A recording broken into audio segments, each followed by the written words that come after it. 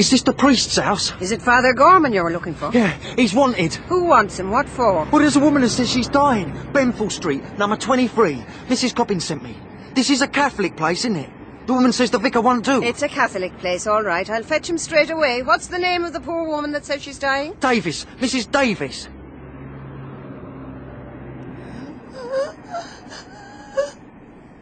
Delafontaine. You remember that? Delafontaine, yes. Sandford. And Hesketh Dubois. Hesketh Dubois. It must be stopped. You will stop them. I will do what is necessary, Mrs. Davis. You can trust me. Such wickedness. Such terrible evil. The bearer of death. The pale horse. I've done your padre for you, Inspector. And what's the verdict?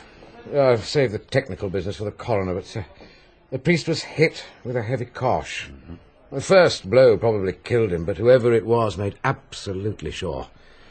It's quite a nasty business. Who on earth would want to kill a poor parish priest? Couldn't have had much money on him. Was it robbery? The pockets were turned out, the lining of his cassock ripped open. Corrigan, why batter his head in? There's two possible answers.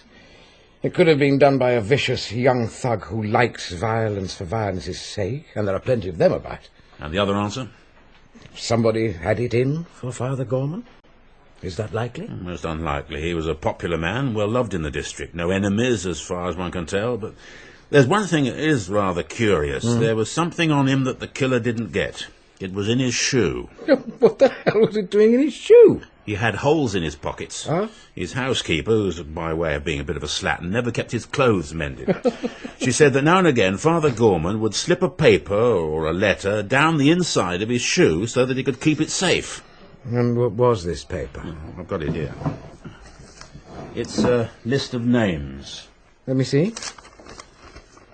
Ormerod, Parkinson, Short, Tuckerton, Harmonsworth, Corrigan. Well, I'm on the list anyhow. Sandford, Delafontaine, Hesketh Dubois. You never met Father Gorman? Never, no. There are dozens of Corrigans. Anyway, what's the list supposed to mean? Well, Father Gorman had been to see a woman called Mrs. Davis. She was very ill and wanted to see a priest. He was with her for about half an hour. She died just before the ambulance arrived to take her to hospital. Oh, always the way. The next we hear of Father Gorman is at Tony's place. It's the local Greasy Spoon. Father Gorman asked for a cup of coffee. Then he asked Tony if he could give him a piece of paper. This scrap of paper. So what happened then? When Tony brought the coffee, the priest was writing this list out. Shortly afterwards he left, leaving his coffee practically untasted, for which I don't blame him. Anybody else in the place? 3 young lads were sitting at one table. An elderly man came in and sat at another. He went away without ordering. He followed Father Gorman. Could be. Tony didn't notice when he went. Well, we're asking for anyone who saw Father Gorman between 7:45 and 8:15 to get in touch with us. Nobody's come forward yet, but it's early days. So this list is the only thing you've got to go on? I think it's important. The dying woman told him something she wanted to get off her conscience, and he wrote these names down before he forgot them. Could have been blackmail. There are not a sort of names, mine included, and no addresses. Hesketh Dubois, there can't be many of them about. Pass the telephone directory, will you? Here we are.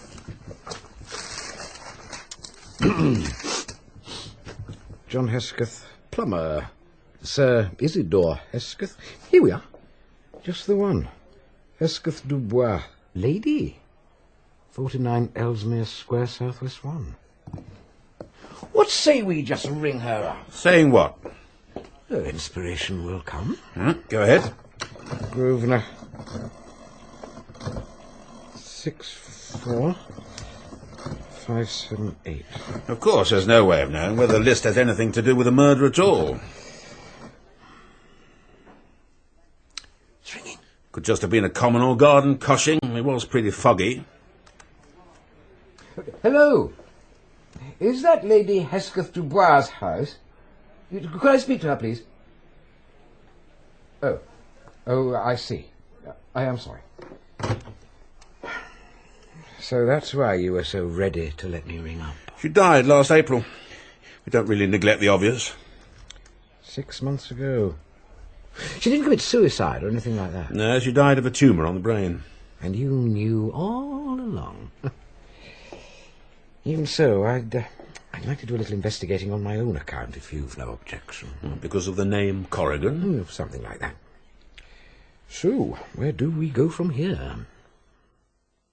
Think of the person on whom suspicion is least likely to fall. Now, do you know who said that? Sherlock Holmes? Wilkie Collins. Up to now, it's always worked like a dream with me. It never fails, but this time, Mark, I'm really cornered. I just can't think of how anyone gets away with murder in real life. Nonsense. You've been doing it for years. Not in real life, Mark. Murder part's quite easy. It's the covering up that's so difficult. Tell me, Mark, do you think it's possible to kill someone by remote control? Surely you're not going to have someone killed with a death ray, Ariadne. That sort of thing went out in the 1920s. No, I mean black magic. Wax figures with pins in them? Oh, goodness, no, I did that in The Reign of Mystery. But queer things do happen in Africa, the West Indies. People just curl up and die.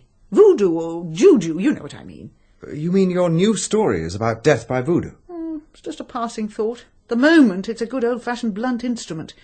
But how could he have failed to notice it? I've been trying for days. I cannot see a way round it. You don't have to tear your hair out. Nonsense, hair's tough.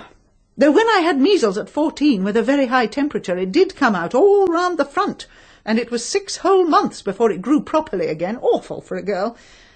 Thought of it yesterday when I was visiting Mary de la Fontaine. Her hair was coming out just like mine did. I saw a girl pull another girl's hair out by the roots not long ago. You must go to some funny places. It was a coffee bar in Chelsea. What on earth drove you to a place like that? Desperation.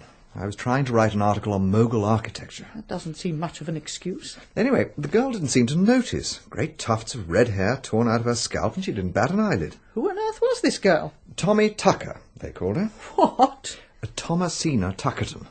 An heiress with a taste for lowlife. She'd stolen the other girl's boyfriend, and do you know, a week later I read in the Times that she was dead. I mean, there wouldn't be another girl with a name like that. I'm sure there couldn't. You didn't come here to talk about girls having their hair torn out. Frankly, no. The fact is that my cousin, Rhoda Despard, is organising a church fete at Much Deeping. And she wondered if you could persuade your famous friend Ariadne Oliver to open it. Oh, no, you wouldn't have to open it. All you'd have to do would be to sit in a tent and sign your books. Would I have to wear a hat? Well, I'm sure it's all totally informal, and it would only be for an hour or two. And after that there'll be a cricket match and a fancy dress competition. That's it, of course. There's a cricket match. Oh, what a good thing you came round, Mark. I don't quite see what the... That's why he doesn't notice Greenwood. It's been lovely to see you, Mark, but what I've got to do now is work this out. That's all right. I've got to get to the theatre anyway. But about this fete... I'll think about it now. Where on earth did I put my glasses?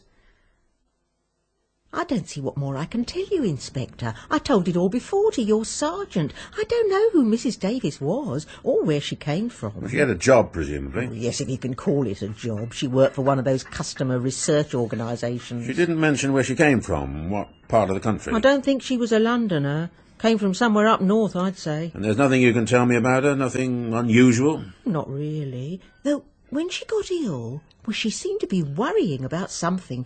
I got the impression it might have been to do with that firm she was working for. Possibly. Did she say anything else? She went down with a high fever, could hardly climb the stairs. I must have a priest, she says, and quickly, or it'll be too late. So I sent Mike for Father Gorman. And while we were waiting, she kept muttering about wickedness. Wickedness? And something about a horse. Horse racing, it might have been. It's got to be stopped. That's what she said. Wickedness. Mark! Good Lord, Mark Easterbrook! David Ardingly, as I live and breathe. How wonderful to see you. There's a table for you just here, if you can bear to sit next to us, that is. We'd love to. It's not reserved or anything. No, madame. Let me take your coat. Thank you. This is my particular pet, Poppy. Hello. Meet Mark and Hermia. Hello. Hello, Poppy. Mark and Hermia are very serious and highbrow, and you must try and live up to them. I bet you two have just come from a really boring play. A Macbeth, actually, at the Old Vic, and it wasn't the least boring. And what did they do with the witches this time? Oh, they were awful. I thought they were very funny, actually. They always come on with all that smoke and thunder and lightning. If I were doing Macbeth, I'd make them very ordinary.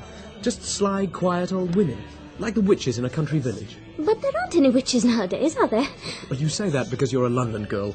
There's still a witch in every village in rural England. I don't like the country. Macbeth turned up as the third murderer. Is that usual? Oh, it's been done before.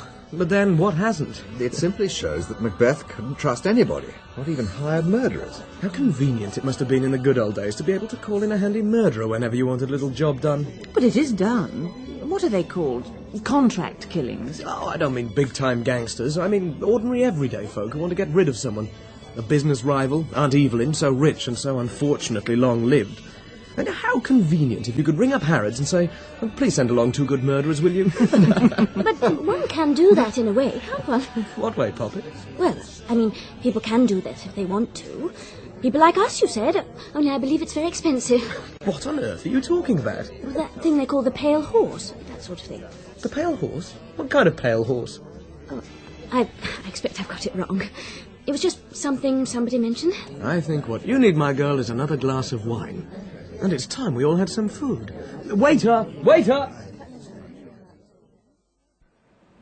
Oh, good morning, Inspector Lejeune. Good morning.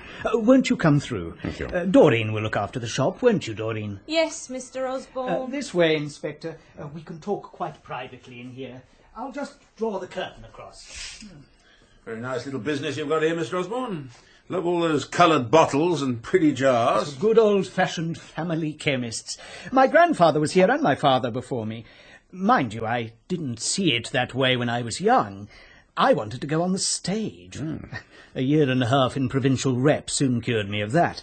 But I'm selling the business now. I'm getting a good price for it, and I've made a down payment on a nice little bungalow near Bournemouth. Retire while you can still enjoy life, that's my motto. You said you had some information that you thought might interest us, Mr. Osborne. Yes, that's right. I think I may have seen your murderer. Really? It wasn't a busy evening. We keep open until 8 on Thursdays, and my young lady was behind the counter.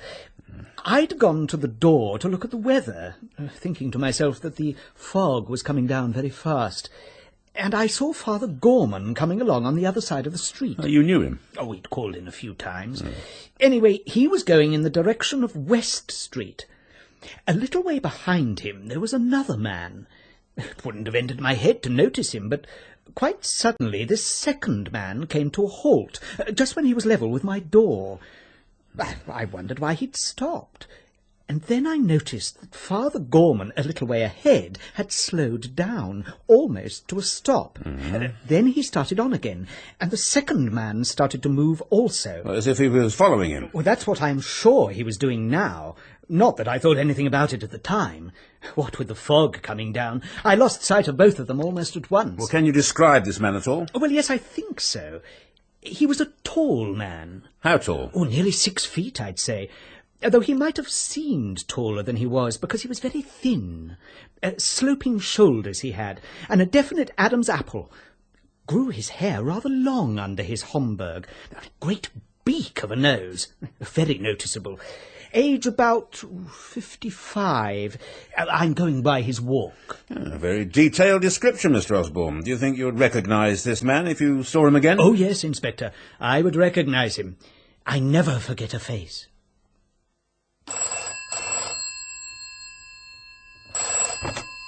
Flaxman 73841. I've thought about it and I'll come. Thought about? Signing books at your cousin's fete in Much Deeping. I'll come if she still wants me to. Oh, that's frightfully nice of you, Ariadne. Well, they'll put you up, of course. Rhoda's married to a chap called Guy Despard, Colonel Despard, actually. You'll find them very hospitable. Of course, I shall have to cope with all those people who say how much they like my books. Perhaps we could lose them all and sneak off and have a drink in the Pale Horse. The Pale Horse? Well, isn't that the name of the pub in Much Deeping?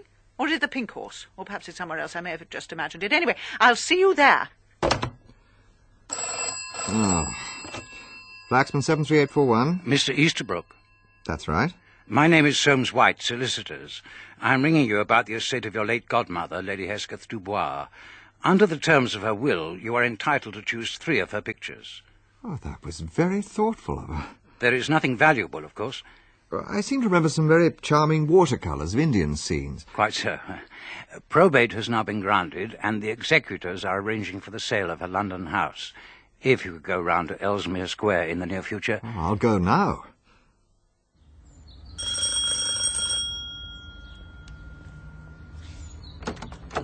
Oh, good morning. I was wondering if you could... I don't live here. I was just leaving. You'll need to see the caretaker. Don't I know you?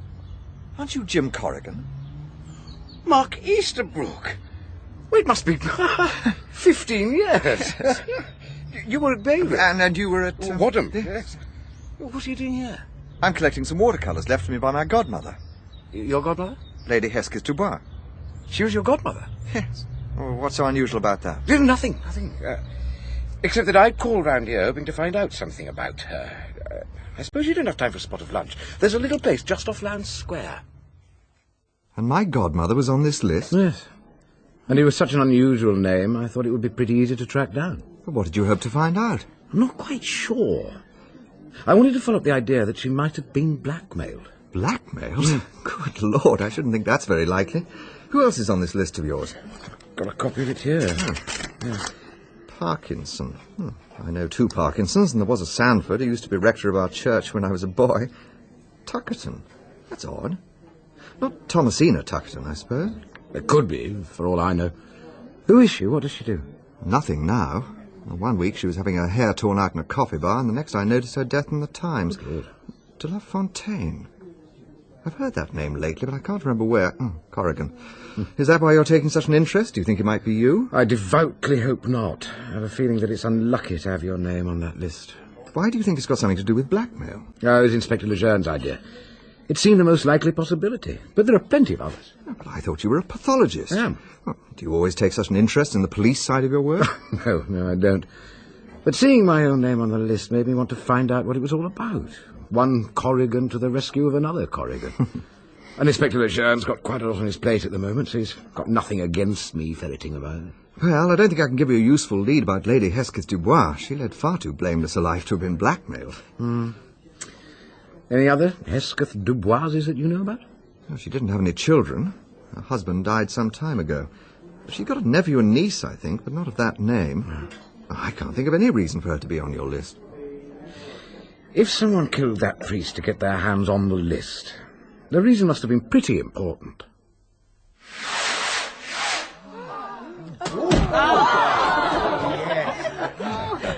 Oh, I do love fireworks. They make me feel like a child again. Such a wonderful way to round off the day. And did you have a successful signing session, or whatever you call it? 63 books at 5 bob a time, Colonel. I suppose it wasn't too bad. But people do ask such funny questions. One man wanted to know whether I had ever tried out poisons on myself. Can I top you up, Mrs. Oliver? Oh, thank you. How about you, Mr. Easterbrook? Oh, thank you very much. Everyone calls me Ginger. Ah, thank you, Ginger. I think Mrs. Horsfall cheated over the bottle of champagne. Her nephew got it. Lady Brookbank looked pretty embarrassed when she won that pig.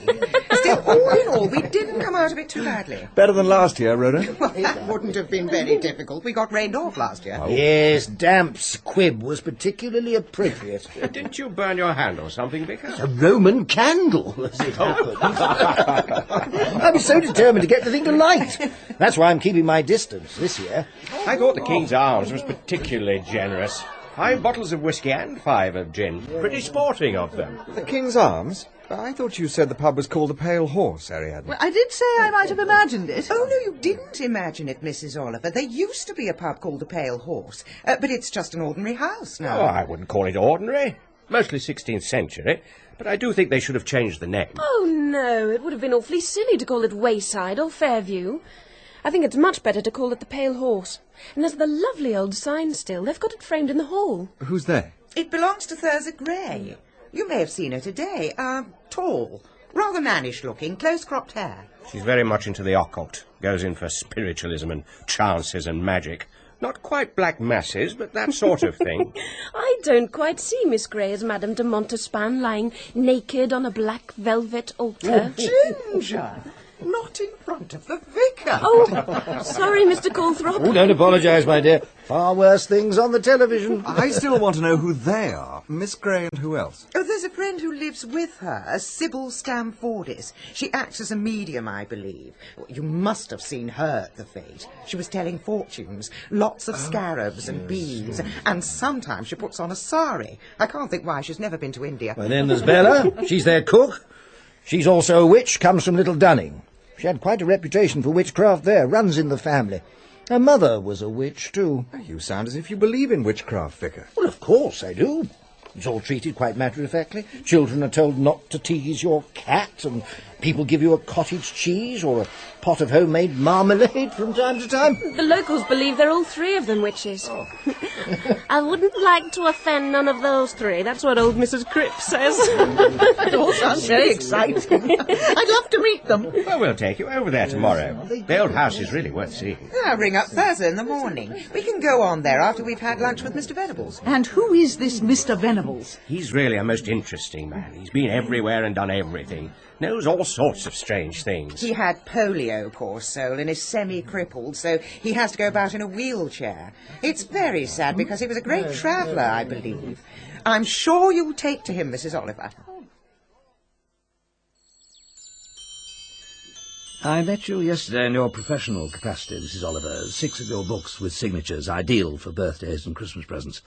I thought you stood up to it very well. It's a strange feeling. I never quite get used to it, but it's the only chance I have to meet my readers face to face. It was awfully good of you to come to the fete, Mr. Venables.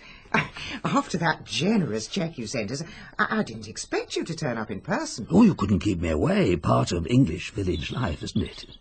Mind you, this young lady nearly landed me with a live duck. You did buy 5 tickets, Mr. Venables. I even let Sybil tell my fortune. She did her best to think of something cheerful for me. I don't know what she thought she was, dressed up in that tinsel turban.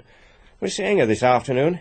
Mrs. Oliver wants to have a look at the Pale Horse. Yes, I can't help wishing it had been left as an inn. I always feel that the place has had a mysterious and unusually wicked past history.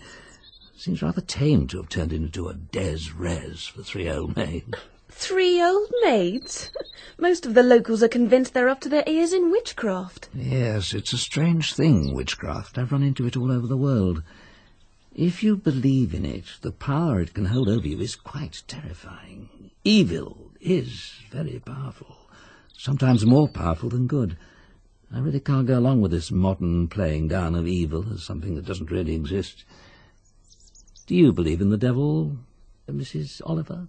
I was brought up to believe in him, but it seems such a silly idea, horns and a tail and all that. Oh, the devil doesn't have to have horns and a tail. There is evil, real and tangible evil. And perhaps I am a little worried about the ladies at the Pale Horse. They may be playing with forces that are far stronger than they know. Well, that's quite enough of that. I believe you are an expert on the art of the Middle East, Mr. Easterbrook. Well, obviously my reputation has got around. There are some figures from Isfahan on which I would welcome your opinion. You must be quite a wealthy man, your Mr. Venables. Those jades and the African sculpture, to say nothing of the Meissen and bow. You're lucky to have such a neighbour. How did he make his money, or has he always had it?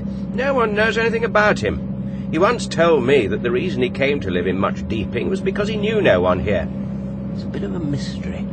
That's the Pale Horse, there. Look, the building set back from the road. Oh, it looks harmless enough. Rather over-restored. Not nearly sinister enough. Wait till you get inside. The Pale Horse. Must be one of the oldest surviving inn signs in the country. Can't see much of it in this light. Looks as if there's something else there. You haven't forgotten, Miss Gray. You were going to let me clean it for you. No, I haven't forgotten, but I'm still rather doubtful. Suppose you ruin it. Oh, of course I shan't ruin it. It's my job. I work for the Manticore Gallery. I'm not sure that I entirely approve of modern picture restoration. I was appalled when I saw what they'd done to the Titians in the National Gallery. Looked as though they'd had a bath in the latest detergent. You can't really prefer them all dark and mustard-coloured. A lot more would come up with a little cleaning. The horse may even have a rider. There is something else there. Our dear, dear horse. We fell in love with the old sign the second we saw it. I really think it worked on us to buy the place. Sybil, this is Mrs. Oliver and Mr. Easterbrook.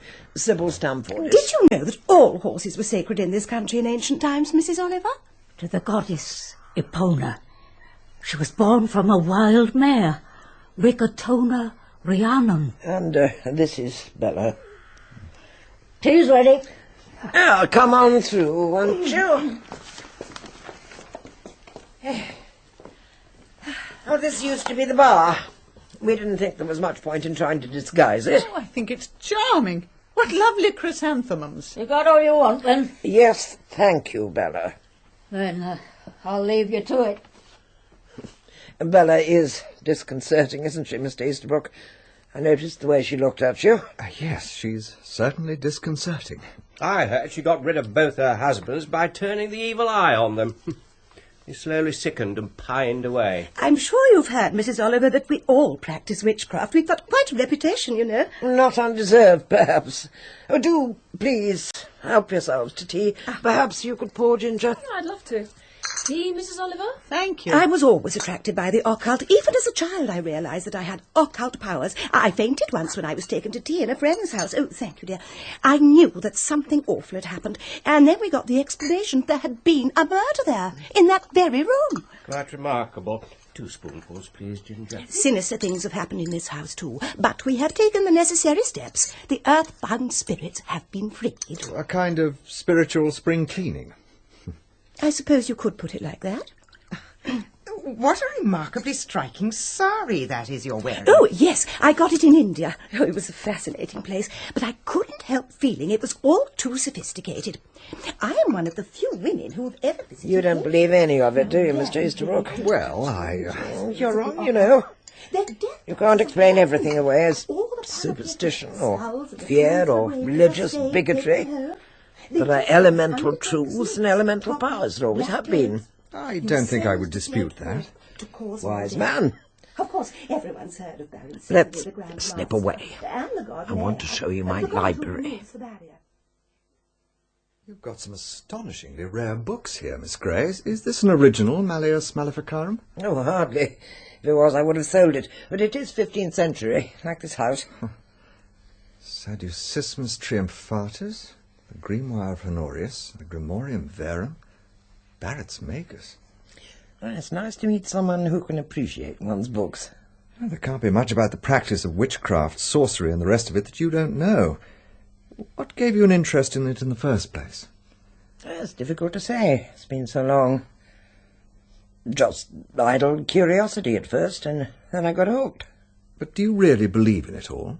Oh, I don't believe it. I know. But how? In what way?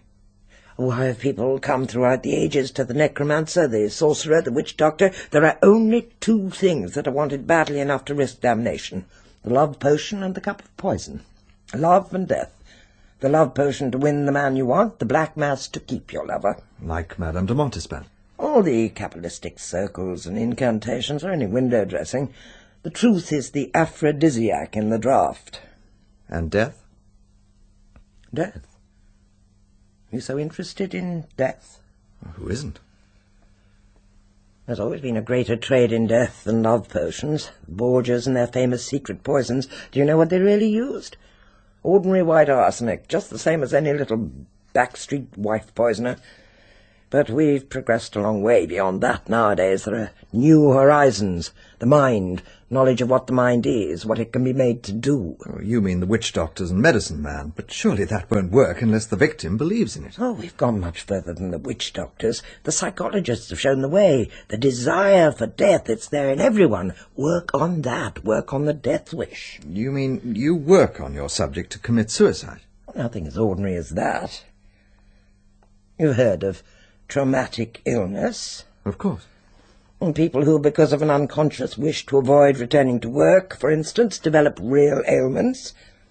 So in order to destroy your subject, power must be exerted on his secret unconscious self. The death wish that exists in all of us must be stimulated, heightened. Don't you see? A real illness will be induced by that death-seeking self. But how do you propose to stimulate this death wish that we possess? Well, that's my secret. There are communications without physical contact. Can you do it? You mustn't ask me to give all my secrets away. Why have you told me all this? And you recognize my books. One needs someone sensitive to talk to someone. And besides... Yes? I had the idea, Bella has it too, that you might need us. Need you? Bella thinks you came here to find us. She's seldom wrong. Why should I want to find you? That I do not know. Yet.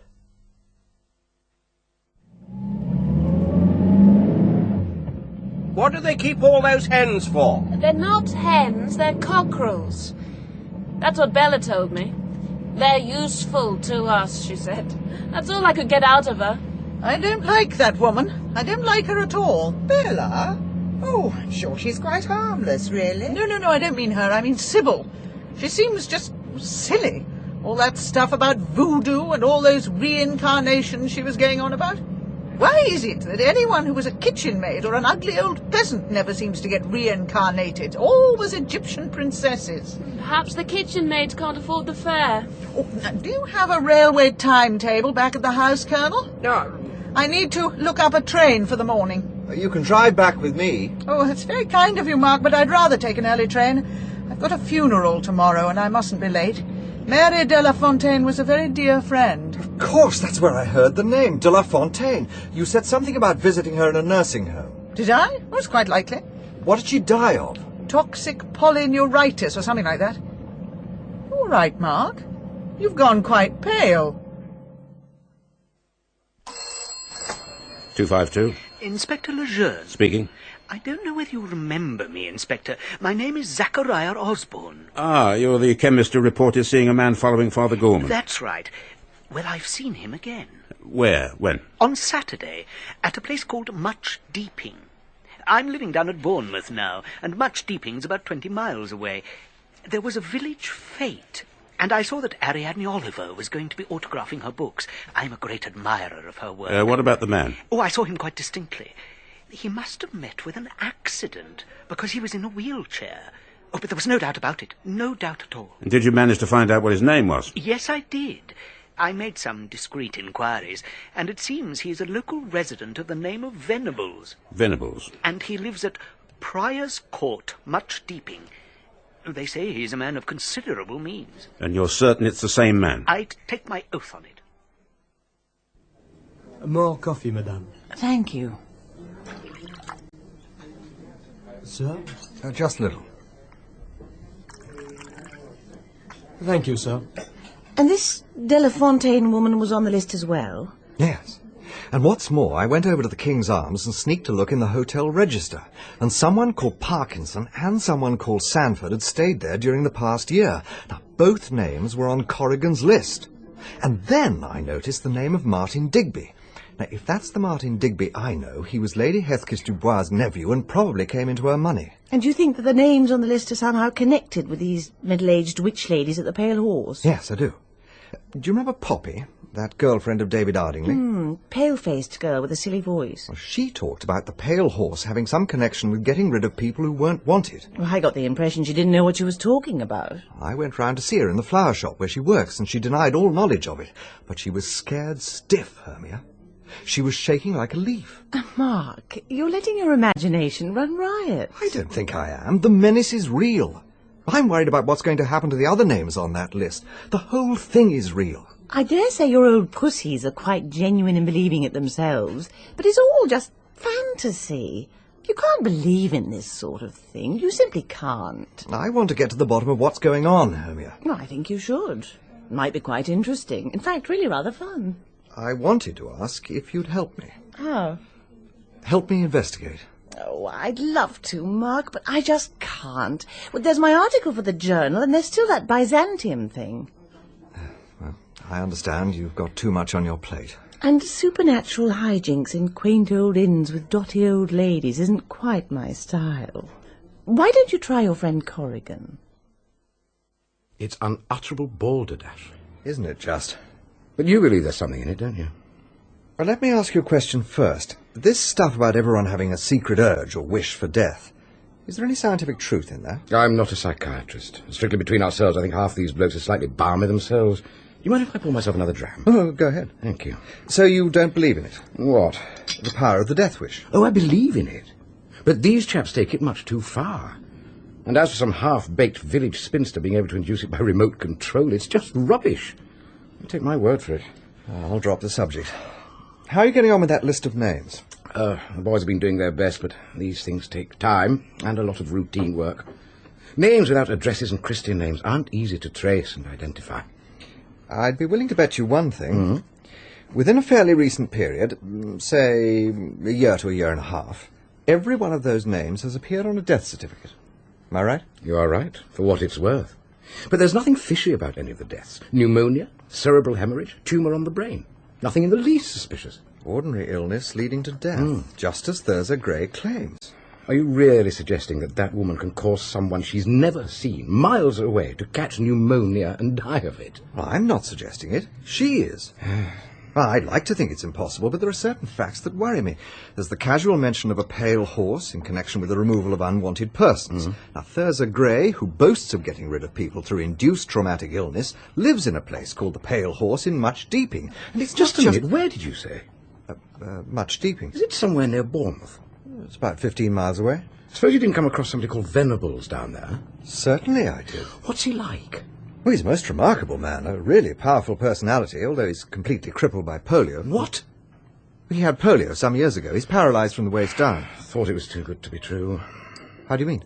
Well, it's just that a chemist called Osborne saw a man following Father Gorman on the night he was killed. And he very positively identified that man as Venables. He saw him at some village fete. Well, Venables was at the village fete, but he couldn't have been the man who was following Gorman. He was so positive about it, according to Inspector Lejeune. Well, I suppose it isn't possible, from the medical point of view, that the paralysis could be faked. No, of course not. The limbs would be atrophied. It's a pity, in a way. If this organisation for getting rid of unwanted people really exists, Venables is just the kind of brain that I can see running it. All these people who died so tidily in their beds, were the people who profited by their death? Someone always profits by a death, to a greater or lesser degree. Lady Hesketh Dubois left about £50,000. A niece and nephew inherit. Nephew lives in Canada, the niece in the north of England. Thomasina Tuckerton was a wealthy heiress. If she died unmarried before the age of 21, the money reverted to her stepmother, which it did. Mrs. Delafontaine left her money to a cousin in Kenya. Curious how many of them are so far away. Of the three possible Sanfords I've checked up on, one was an R.C. who wouldn't give his wife a divorce. The Harmansworth on the list could have been a blackmailer. And quite a few people would have liked to have seen out of the way. So what you're saying is that all these deaths were convenient deaths? Rather looks like it. I've got to investigate this pale horse business. Will you help me? Of course not. It's rubbish. Even though your name's on the list? I've told you, it's a common name. And don't think that your Witch of Endor is going to strike me down with a duodenal ulcer or Spanish flu. Sorry, Mark, but it's no go. In any case, my boss thinks I spent too much time on the case already. So, back to pathology for me. Well, don't worry. I've just thought of somebody who might help me.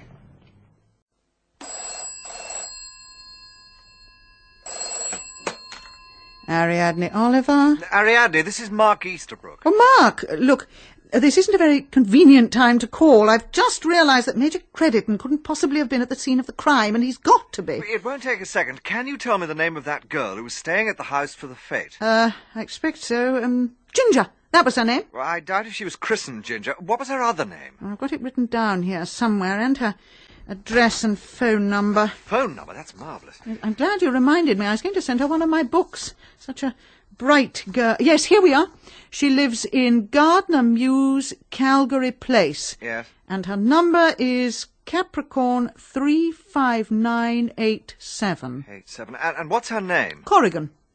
What? Catherine Corrigan. Is something the matter? No, nothing. Thanks a lot, and good luck with the Major. But it's quite terrifying.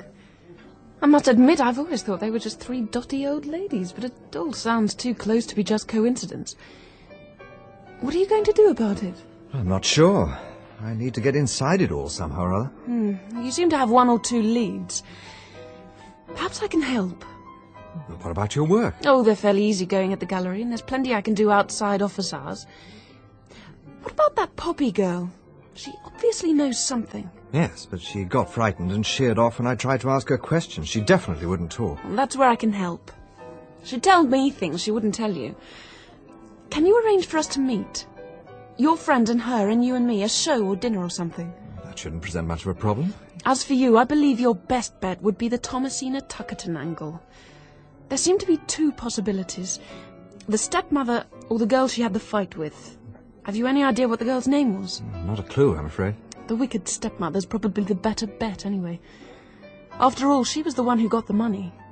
You'll have to tackle her. It's more up your street than mine. I'd have to have some pretext for going to see her. Well, it shouldn't be too difficult for you. You're someone, you see. An art historian, and you've got letters after your name. Mrs. Tuckerton will probably be tickled to death to see you. And the pretext? Something about her house. Didn't you say it was by Nash or somebody like that? Oh, but it isn't my period. She's not going to know that.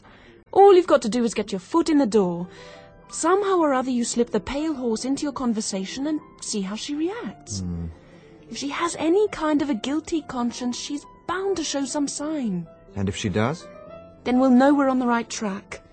Once we're sure, we can go full steam ahead. Do you think I could have another drink? Of course. Do forgive me. Such a relief to have someone to talk to about this who doesn't think I'm off my head. Jules? Same again, please. Yes, Mr. Easterbrook. You mustn't get the idea that I'm a dipso or something. It's just that it's all rather exciting. There's something else that's occurred to me. Why do you think Thurza Gray told you all she did tell you? Why was she so forthcoming? Why you in particular? I've no idea. Look at it this way. This Poppy creature knows all about the pale horse in a vague kind of a way. Probably she's heard some talk about it. She's worried because of what she let slip to you, and perhaps she tells somebody this. Anyway, they remember your name. Go on. The next thing is that you turn up at Much Deeping. You're brought to the Pale Horse, presumably you've asked to be taken there, and what happens? Thurza Gray goes into her sales talk. 1 Pernod for Madame, 1 dry martini. Thank you, Jules. But I remember now. She said, I had the idea you may need us. There you are, then. Do you think she can do what she claims to do? Personally, I'd be inclined to say of course she can't. But odd things can happen. I don't think it's true, but I'm terribly afraid it might be. There must be some way of finding out whether we're imagining it all. That's where Mrs. Tuckerton comes in. We need to prove a link between Father Gorman's list and the Pale Horse. Fancy your being interested in this house, Mr. Easterbrook. Of course, I knew it was built by John Nash. My husband told me so. But I never realised it would be interesting to a person like you. It's a particularly unusual design for Nash. The internal layout is a complete breakaway from his usual practice. Oh, I'm afraid I'm terribly stupid about that sort of thing. I know nothing about architecture. What I do know is that the house is far too big for me. I put it up for sale. It's lucky you called when you did. I'll take you round and then we'll have tea in the Octagon Room. I shan't miss it at all, I assure you. I want to travel. I hate this miserable climate and I want to get into the sunshine. I think I shall winter in Egypt. I never had the chance to do that while Tommy was alive, my late husband. He never wanted to go anywhere. I imagine he had a good many business interests that kept him in the country. That's right. And he was a very lonely man. I was much younger than he was, of course. He missed his first wife very much and didn't know what to do with his daughter. He doted on her, absolutely doted on her. You know, I have an idea I may have met your daughter, stepdaughter, once. Was she called Thomasina? Yes, she was. How odd. Somewhere in Chelsea, I think. Chelsea. Yes, it would be. She used to hang around some very odd places. Her father had no control over her at all. She was even threatening to get married, some totally unsuitable person. It wasn't easy being her stepmother. I'm sure it wasn't. In a way, it was quite a relief when she insisted on leaving home. But she got in with the most undesirable set. I rather gathered that. Poor Thomasina. But perhaps you don't know. She died about a month ago. Encephalitis, very sudden. It's a disease that attacks young people, I believe. Very sad. I did know that she was dead. Thank you very much for showing me over your house, Mrs. Tuckerton. I can't tell you what a valuable experience it's been. It's been a pleasure, Mr. Easterbrook. By the way, I believe you know the Pale Horse, don't you? The Pale Horse?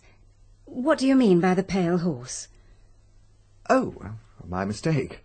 There's a very interesting old pub in Much Deeping. I was down there the other day and was taken to see it. It's been very charmingly converted, keeping all the atmosphere. I certainly thought your name was mentioned, but perhaps it was your daughter who had been down there. I've never even heard of the place. I know nothing about it at all. She was white as a sheet and was shaking with panic. So now we know. Yes, now we know. So, what do we do next? You make a little trip to Birmingham. Why on earth should I go to Birmingham? To see a man called Bradley. What is all this? I've been working on Poppy in a big way. I told you I could get something out of her if I tried. Once I got her softened up, it was easy. How did you manage that? We had lunch together and I went on about my love life. I told her I'd fallen for a married man with an impossible wife who wouldn't divorce him. Made his life hell, and how she was an invalid, always in pain but not likely to die for years. Really much better for her if she did die. Said I'd a good mind to try the Pale Horse, but I didn't really know how to set about it. And wouldn't it be terribly expensive?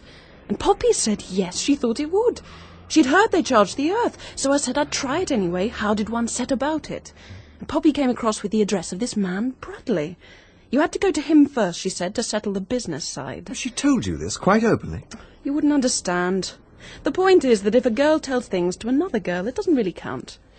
And after all, Mark, if what we think is true, the business has to be more or less advertised, doesn't it? I mean, they must want new clients all the time. So, are you going to Birmingham to see Mr. Bradley? Oh, yes, if he exists. What's he supposed to be, anyway? Can't call himself the agent for the Pale Horse. Not quite. He calls himself a commission agent. I can't wait to find out what he comes up with. Sit down, won't you? Yeah, that chair there, that's quite comfortable. Oh, thanks. Funny sort of day, isn't it? It doesn't seem to be able to make up its mind whether it's going to rain or not. Yeah, I don't believe you came here all the way to talk about the weather. What can I do for you? How much, Mr. Bradley? Well. If you can't talk about the weather, you just jump in at the deep end. Well, what's the answer? We haven't introduced ourselves yet, have we? I don't know your name. At the moment, I don't really think I feel inclined to tell you. Cautious, are we? Cautious. So who sent you to me? Who is our mutual friend? Again, I can't tell you. A friend of mine has a friend who knows a friend of yours. That's the way a lot of my clients come. Some of their problems are rather delicate. You know my profession, I take it. Turf commission agent. You're interested in horses? I'm not a racing man. Oh, there are many aspects of the horse. Racing, hunting, betting. Any particular horse you had in mind? A pale horse. Very good. You yourself, if I may say so, seem to be a rather dark horse.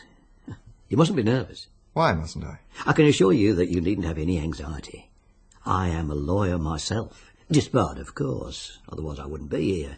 But I can assure you I know the law. Everything I recommend is perfectly legal and above board. It's just a question of a bet. A bet? Yes. I don't really understand this business of the pale horse. And that worries you? Yes, it worries a lot of people. Frankly, I don't understand it myself, but it gets results. Well, if you could tell me a little more about it. Do you know the place at all? Yes. I was staying nearby with some friends. They took me there. Charming old house, full of historical interest. Did you meet my friend Thursa Gray? Yes, I did. She really is the most extraordinary woman. Isn't she just? Yes. You hit it exactly, an extraordinary woman. And she has extraordinary powers. But surely the things she claims, they're just not possible. That's just the point. The things she claims to do are impossible. Everybody would say so. In a court of law, for instance, the whole thing would be ridiculed. In this day and age, one really can't cut it that someone can send out thought waves sitting in a cottage in Sussex and cause someone to sicken and die of a convenient disease out in Capri or somewhere like that. Is that what she claims? Oh, yes. And I do believe, without any doubt, that Thurza Gray does know beforehand when someone is going to die. It's a gift she has. Let's assume a hypothetical case. Someone, yourself or another, would like to know very much when, let's say, great Aunt Eliza is going to die. Nothing unkind in it, nothing wrong, it's just a matter of business convenience. Will there be a useful sum of money coming in by next November? Now that is where I come in. I am a betting man. Naturally, you wouldn't want to bet on the old girl's passing out, so we put it this way. You bet me a certain sum that Aunt Eliza will be alive and kicking by Christmas. I bet you that she won't. Nothing against that, is there? So, what happens? We draw up a contract and sign it. If you're right, I pay you. If you're wrong, you pay me. What terms? That's where we came in, isn't it? In some cases it depends on the funds available to the client. An inconvenient husband or a blackmailer or something of the sort would depend on how much my client could afford to pay.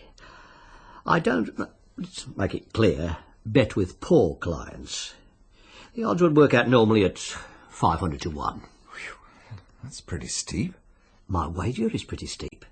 To prophesy somebody's death to within 2 weeks means pretty long odds. Supposing you lose? That's just too bad. I pay up. And if I lose, I pay up. Supposing I don't?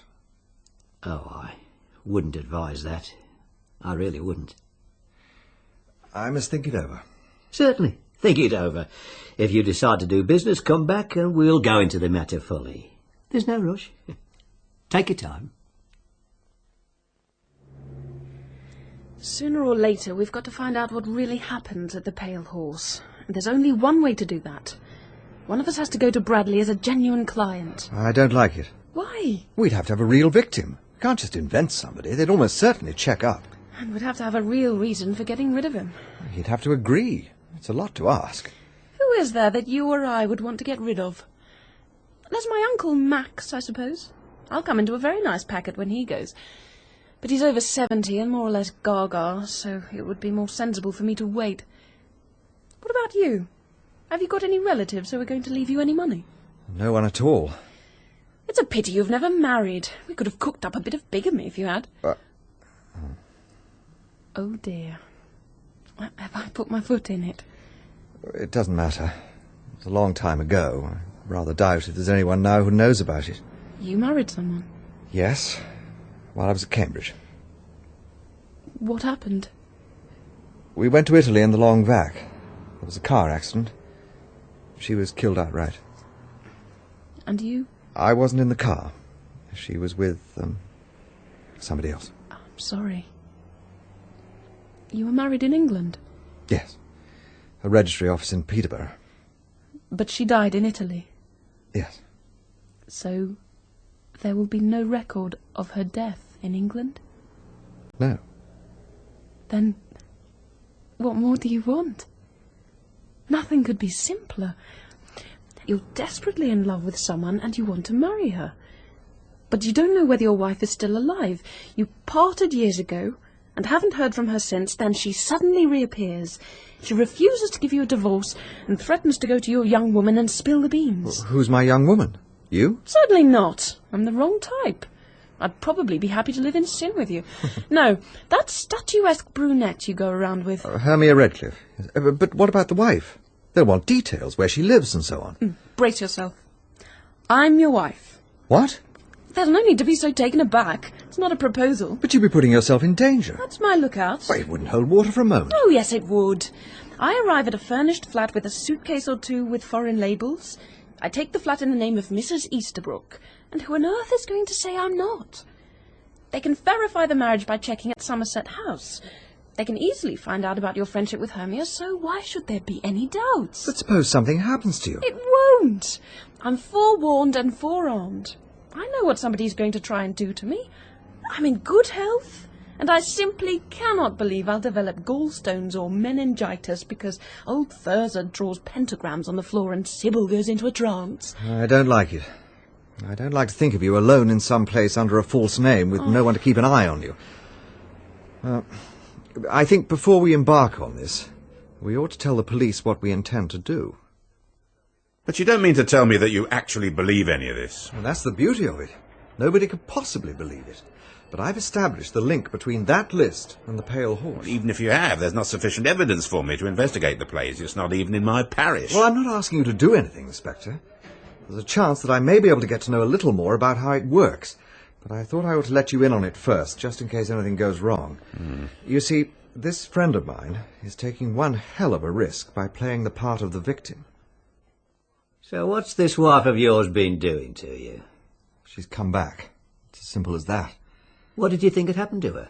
Actually, I suppose I assumed she must be dead. She never wrote or anything. I never had news of her. The truth is, you wanted to put her out of your mind. You see, it wasn't as though I wanted to marry somebody else. But now you do. Well, yes. As a matter of fact, I do. Tell me all about it. I don't want the girl brought into it.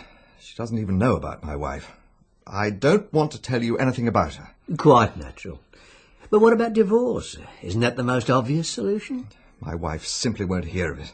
Dearie, dearie me. Now that I'm successful, she wants to come back to me. She's utterly unreasonable.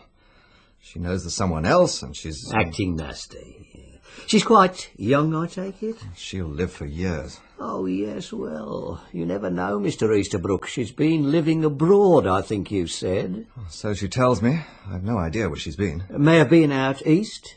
Sometimes, you know, you pick up a germ in those parts, dormant for years. Then you come back home and suddenly it blows up.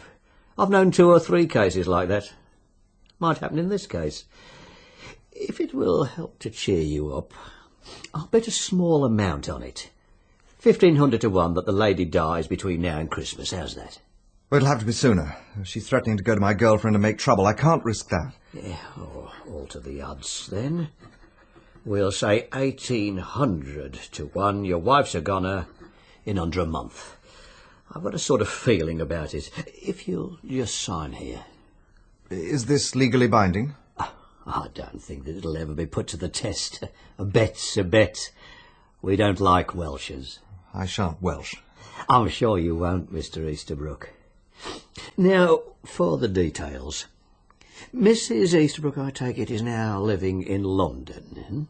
Where exactly? Well, I've got the address here. All right, thank you. The next thing is to arrange an appointment with Miss Gray. And she'll want you to take something your wife has worn, a glove or a handkerchief, anything like that. I suppose I can manage that. And then you go down to Much Deeping. I think you said you had friends or relations in the neighbourhood. A cousin. And doubtless your cousin will put you up for a day or 2. And after that? Miss Gray will then be in charge. Afterwards, I would suggest that you take a little trip abroad. The Italian Riviera is very pleasant at this time of the year, just for a week or 2. It's not convenient for me to go abroad at present.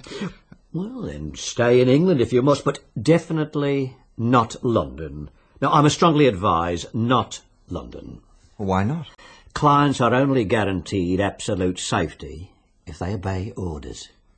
What about Bournemouth? Would Bournemouth do? Yes, Bournemouth would be adequate.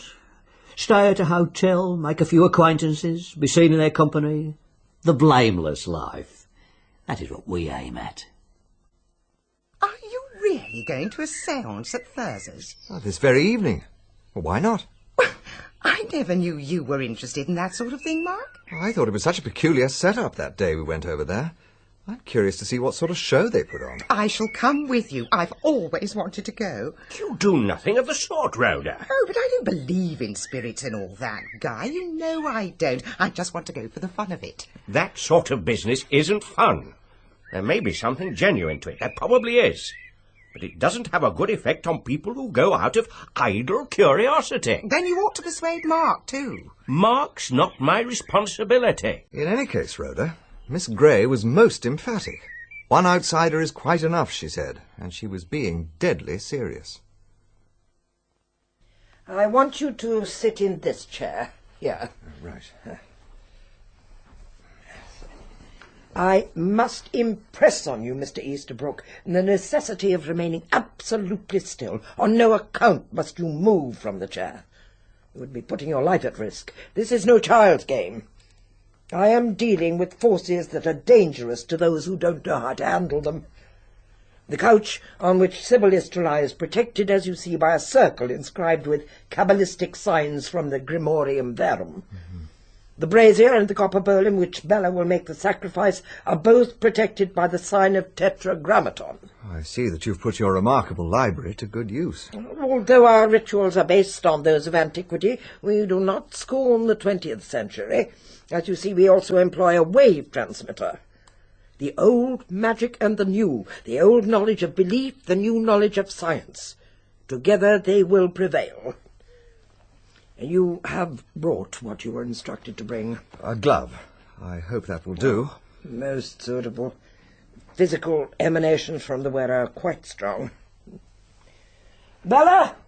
Sybil, we are ready. There are clouds over the face of the moon tonight. I do hope that won't interfere. Please don't adopt a sceptical frame of mind, Mr. Easterbrook. It does so hinder things. I won't. I promise you. Mr. Easterbrook has not come here to mock. Are you quite comfortable, Sybil? Yes, thank you, dear. Oh, if you could just shade that lamp. Too much light is harmful to a complete trance. Is that better? Perfect. Then I think we are ready. Bella? Put his left hand in my left hand. I invoke and conjure thee, spirit. I command thee by Ancor, Amican, Amideus, Theodonius, Anitor.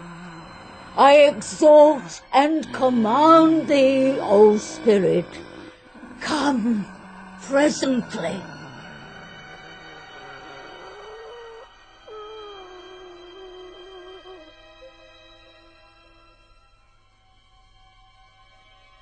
Why have you brought me to this place? Is that McCandle? I am McCandle. Are you prepared to submit to my desire and my will? I am. Will you undertake to protect the body of the Dossu that lies here and which you now inhabit from all physical injury and harm? Will you dedicate its vital force to my purpose, that that purpose may be accomplished through it? I will. Will you so dedicate this body that death may pass through it, obeying such natural laws as may be available in the body of the recipient? The dead must be sent to cause death. It shall be so. Now, Bella, place the inverted cross on her breast. All is ready. Lemark, Solmark. I don't suppose you're much impressed, are you, Mr. Easterbrook? Some of our visitors are. To you, I dare say it's all so much mumbo-jumbo, but don't be too sure. Ritual, a pattern of words and phrases sanctified by time and usage, has an effect on the human spirit. These old-time incantations, they play their part. Amic, Fin, Gagoin, Litos, Aleph, Kazil, Zose, Hit, Nil, Melta. Bella's preparing to sacrifice a cockerel. Zose. You don't care for it much, do you? Nil, Melta. She's intoning the death spell. Oh, it's old, you know, very old. Handed down from mother to daughter. Nil, Meltat. Now, We are ready! Sibyl, Diana, Helen, you are set free from your mortal sheath which the spirit McCandle guards safely for you. You are free to be one with the owner of this blood. Like all human beings, her goal in life is towards death. The weak spot. There's always a weak spot deep in the tissues of the flesh. Through weakness comes strength, the strength and peace of death. The tissues of the body obey the mind.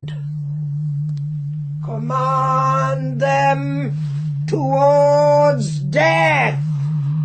Death! Death! Hit, nail, melt. Blood! Blood! Blood! Death! Death! Death!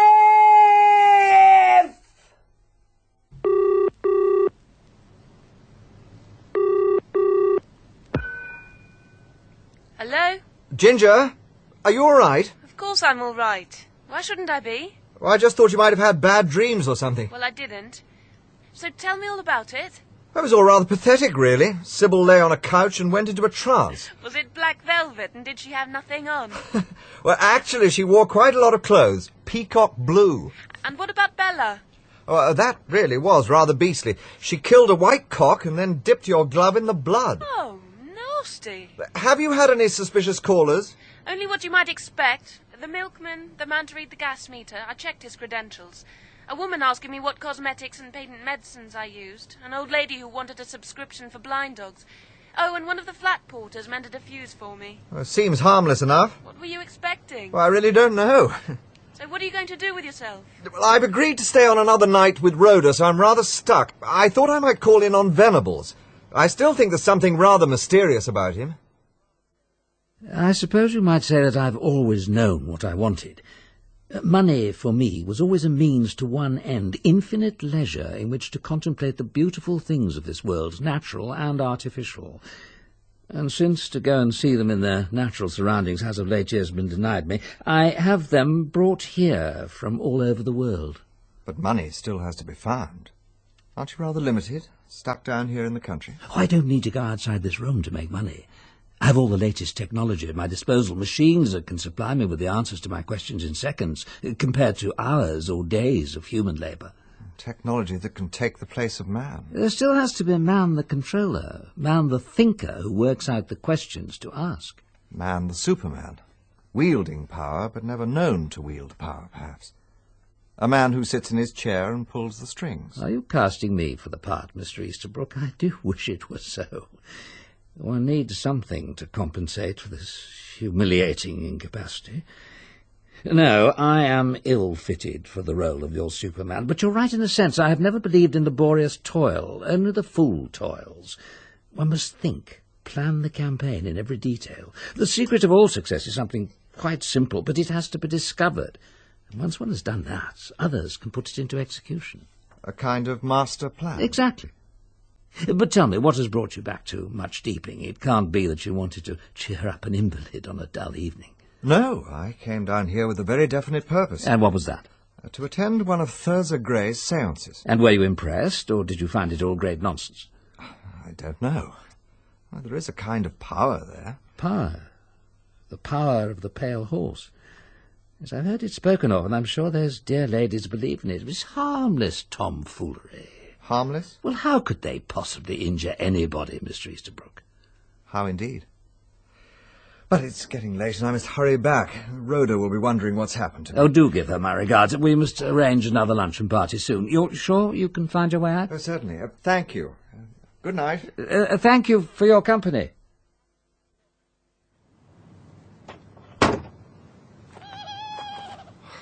I'd forgotten how really dark it gets in the country. Can't see a thing. Who's there? Oh, I'm so sorry. I didn't mean to startle you. Oh, I should have brought a torch. Are you going to the house? Oh, no. I'm on my way to the bus stop to get a bus back to Bournemouth. have you been to visit Mr. Venables? Yes, I have. I take it that he's a friend of yours. Hardly a friend. I've only met him once before. Oh, you must think it rather odd of me to be lurking about in his garden like this. I really would like to explain, Mr. Easterbrook. My name is Osborne, Zachariah Osborne. There is quite a respectable little cafe at the petrol station, close to the bus stop. Perhaps you will allow me to offer you a cup of coffee.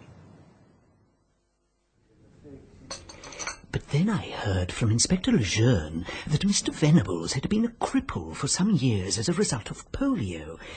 He said I must have been misled by a chance resemblance. Which would seem to settle the matter. I'm an obstinate man, Mr. Easterbrook. As the days have passed by, I have felt more and more sure that I was right. And I have obtained some very interesting information.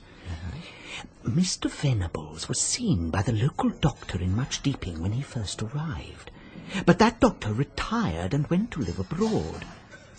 The present man has never attended Mr. Venables. But I scarcely see how that affects the situation. Well, just suppose that Mr. Venables makes contact with a genuine polio case in poor circumstances, who resembles him in a general kind of way. Yes. Venables makes a proposition. He knows that the local GP intends to retire soon. Venables is known in Much Deeping.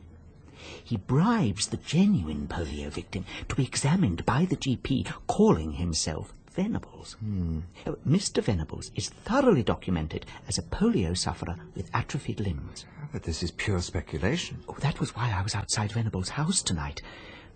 I wanted to take a peep through his windows to see what happens when he is alone.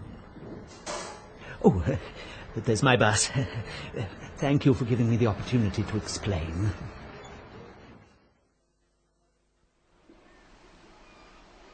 I found a quiet little hotel just outside Boscombe. It's got a couple of nice, unobtrusive side exits. I might be able to sneak up to London to see you. You oughtn't to, really, I suppose. But I must say it'd be rather heaven if you did. You've no idea how boring it is being stuck in here by myself.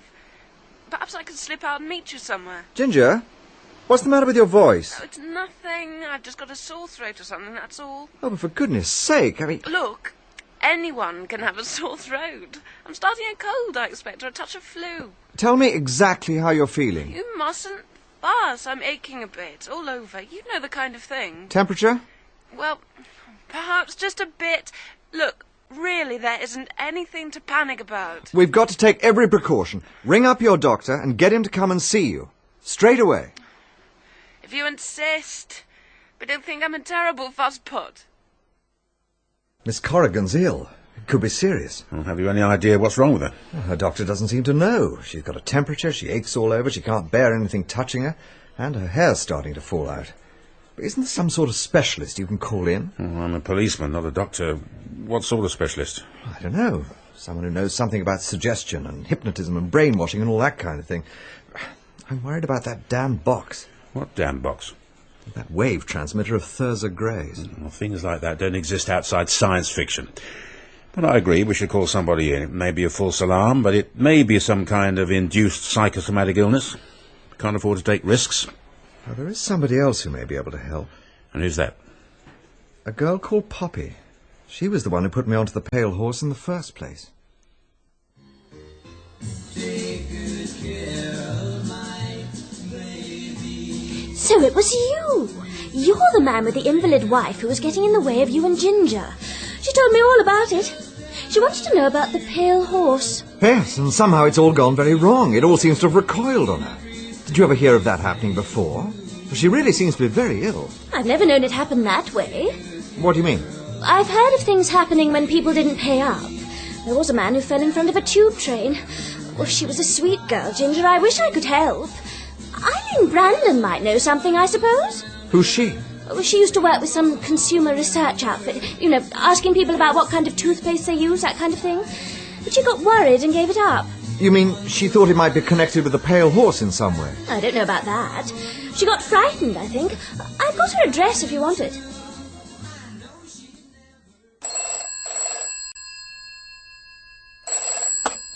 Easterbrook? Oh, Mark, I've been trying to get you for days. It's Ariadne. Look, Ariadne, I really haven't got time to talk now. But this is important. I'll ring you back this evening. No, Mark, I want to talk about it now. Oh, very well, go on. Well, Millie, she's the woman who does for me. She's got tonsillitis. Well, I'm sorry to hear that, but I really... So I rang up the agency and asked them to send someone round. Well, I really don't see what this has got to do with... And this morning, a woman came along, and who do you think it turned out to be? I can't imagine. Edith Binns. Really? Look, Ariadne, I've got She to go... worked for your godmother, Lady Hesketh Dubois.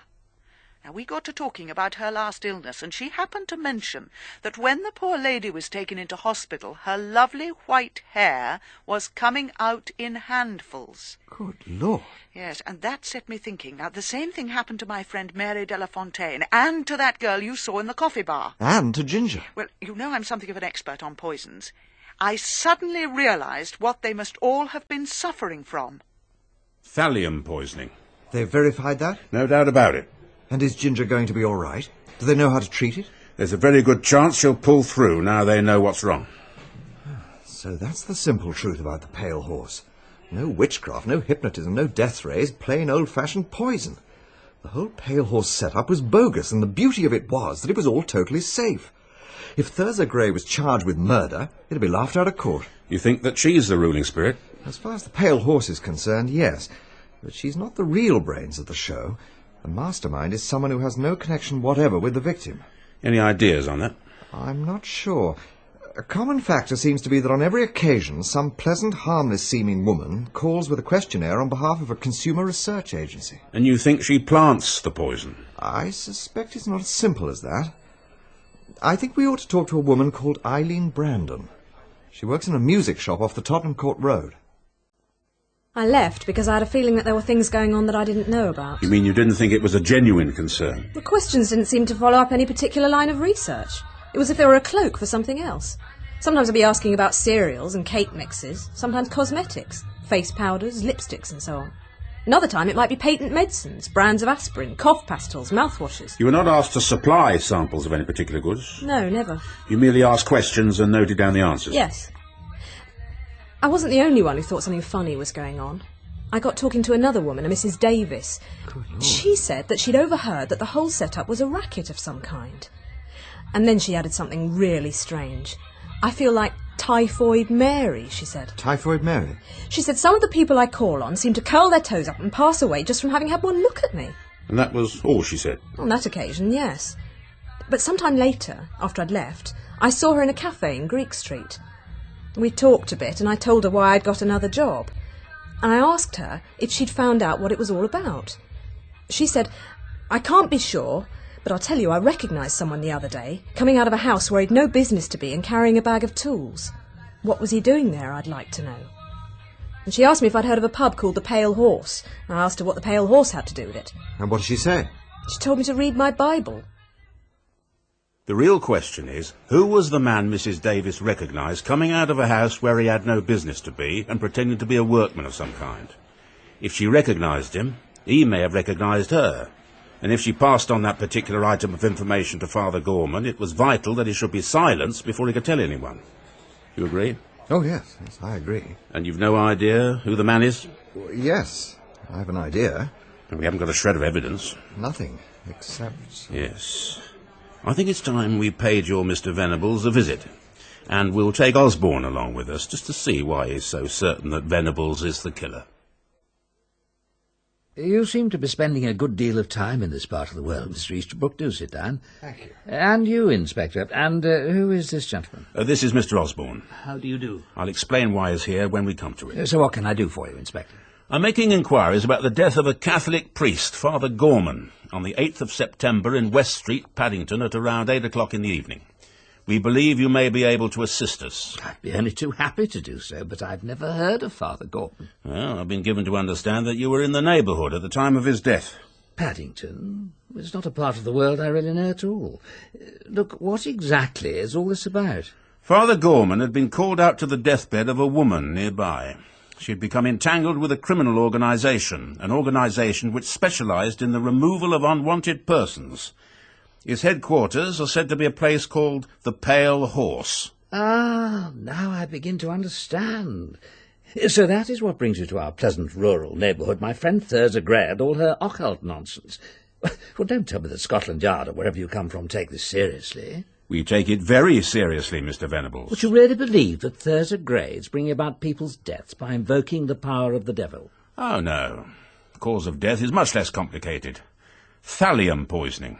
Thallium? I don't think I've ever heard of it. It's used extensively as rat poison, occasionally as a depilatory for children with ringworm. It can be obtained very easily. Incidentally, there's a packet of it tucked away in the corner of your potting shed. My potting shed? Well, someone must have put it there. I know nothing about it. Is that so? Would you like me to tell you how this little removal racket was worked? I can see that you're determined to tell me.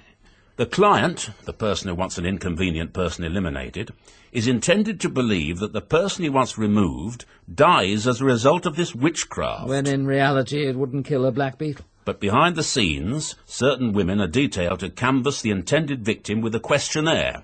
What toilet articles or cosmetics do you use? What brand of cornflakes? But I don't see what this has to do with murder. And so to the last stage, the only action performed by the originator of the scheme in person.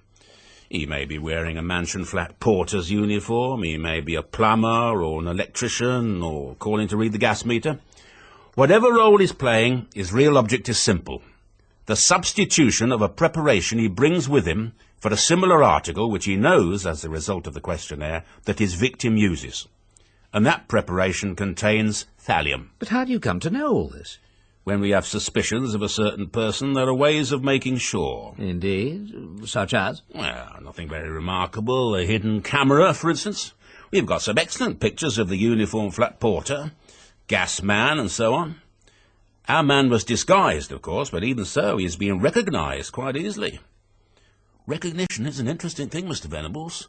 For instance, Mr. Osborne here is willing to swear he saw you following Father Gorman on the night of the murder. He saw me, and I did see you. I described you exactly. Rather too exactly, perhaps. Because you didn't see Mr. Venables that night when you were standing outside the doorway of your shop. You weren't standing there at all. You were across the street yourself, following Father Gorman until he turned into West Street. Then you came up with him and killed him. This is ridiculous. Mr. Osborne has been under observation for some time, and he was unwise enough to plant a packet of thallium salts in your potting shed. Not knowing of your disability, he had amused himself by casting you as the villain of the piece. Being a very obstinate as well as a very stupid man, he refused to admit he'd made a bloomer. Stupid! You dare to call me stupid! Could you have done what I have done?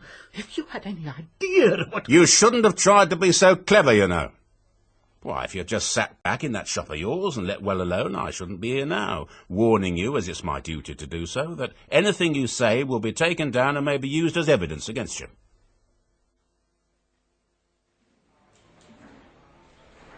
Did you always suspect Osborne? Right from the beginning? Well, what did he do that put you onto him? Well, straight away he started telling lies. He said he'd seen a man following Father Gorman, and he gave us a very detailed description. But he couldn't possibly have seen him that closely across the street on a foggy night. It was obviously a description of somebody he'd actually seen. I'd say he'd probably come across Venables one day, sitting in his car, and didn't realise he was a cripple. But what made him go on insisting it was Venables when he knew he was paralysed? Vanity, I suppose. Typical criminal vanity. He wasn't going to admit for one moment that he'd been wrong. Like a fool, he stuck to his guns and put forward all sorts of preposterous theories. But it was an ingenious idea. Yep, one's got to give him that. See, what beats me, it always does, is how a man can be so clever, yet be such a perfect fool. So, that's the end of the Pale Horse. Not quite, I think. There's one more thing to be cleaned up. Oh, what's that? The old inside. Ginger was no sooner out of hospital than she was off to much deeping. And with Thurza Grey and her little coven out of the way, she wanted to investigate the Pale Horse itself. Look what was hidden under all those centuries of grime. I was sure the horse had a rider, and there he is. A grinning skeleton with a scythe. And I looked, and behold, a pale horse, and his name that sat on him was Death, and the grave followed with him. The Book of Revelations. Most appropriate, really. When Eileen Brandon asked Mrs. Davis about the pale horse, she told her to look in the Bible. I suppose I had a very narrow escape. I look such a freak. Do you mind? Oh, darling. Your hair will grow again very soon. You're quite sure you don't want to go back to that Hermia creature? I'm quite sure. After all these weeks of calling you Mrs. Easterbrook, I've got rather used to the idea. And you're sure you won't have to call up the power of the Pale Horse to get rid of me? I think we can forget about the power of the Pale Horse. With the weird sisters safely out of the way, it's going to go back to what it used to be. A pub.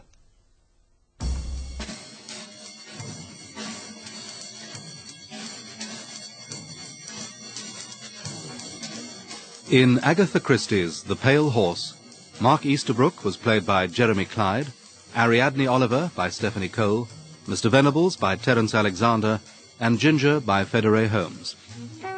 Thurza Gray, Mary Wimbush, Sybil, Jill Graham, Bella, Hilda Schroeder, Inspector Lejeune, Jonathan Adams, Jim Corrigan, Stephen Hodson, Zachariah Osborne, John Fleming, Rhoda Despard, Gilly Mears, Colonel Despard, John Evitts, Hermia, Geraldine Fitzgerald, Poppy, Teresa Gallagher, David Ardingly, Matthew Morgan, Bradley, John Badley, Soames White, John Church, Mrs. Tuckerton, Melinda Walker, Mrs. Coppins, Diana Payan, Eileen Brandon, Melanie Hudson, the Reverend Calthrop, Philip Anthony, Mrs. Davis, Sandra James Young, Mrs. Geraghty, Kate Binchy, Father Gorman, Keith Drinkle, and Mike, David Thorpe. The Pale Horse was dramatized for radio by Michael Bakewell and directed by Enid Williams.